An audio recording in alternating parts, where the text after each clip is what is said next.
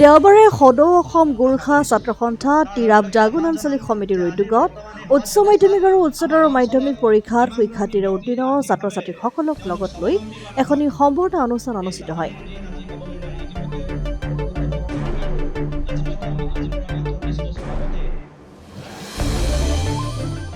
তিৰাপ জাগোন অঞ্চলটোৰ শিক্ষাৰ্থীৰে উত্তীৰ্ণ হোৱা প্ৰায় 200 ছাত্ৰ ছাত্ৰীক সম্বৰ্ধনা জনোৱাৰ উপৰি স্থানীয় উচ্চ মাধ্যমিক আৰু উচ্চতৰ মাধ্যমিকৰ অধ্যক্ষসকলকো সম্বৰ্ধনা জনোৱা হয়।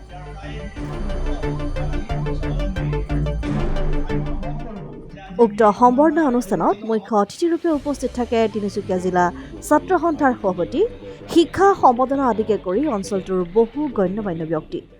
আজি সদৌ অসম গোৰ্খা ছাত্ৰ সন্থা তিৰাপ জাগোন আঞ্চলিক সমিতিয়ে এই আমাৰ তিৰাপ জাগোন অঞ্চলৰ পৰা মেট্ৰিক আৰু হায়াৰ ছেকেণ্ডেৰী পৰীক্ষাত 75% পৰা ওপৰত যোনে অংক লৈ কিনে আপোনাৰ মেট্ৰিক আৰু হায়াৰ ছেকেণ্ডেৰী পাছ কৰিছে, সেই ছাত্ৰ ছাত্ৰীসকলক সদৌ অসম গোৰ্খা ছাত্ৰ সন্থা তিৰাপ জাগোন আঞ্চলিক সমিতি হৈ আমি আজি সম্বৰ্ধনা লগতে শুভেচ্ছা জ্ঞাপন কৰিছোঁ।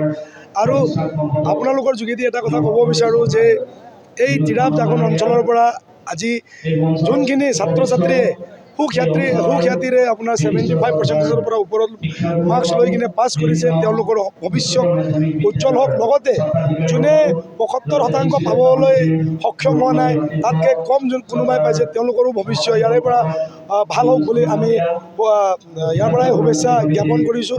লগতে এই ছাত্ৰ ছাত্ৰীসকলে আমাৰ এই অসম অৰুণাচল সীমান্ত, ইয়াৰ পৰাই অসম আমাৰ এই অঞ্চল মাৰ্ঘেৰিটা, তিনিচুকীয়াৰ লগতে অসম ভাৰতৰ এটা সুনাম কঢ়িয়াই আনিব বুলি আমি আশাবাদী।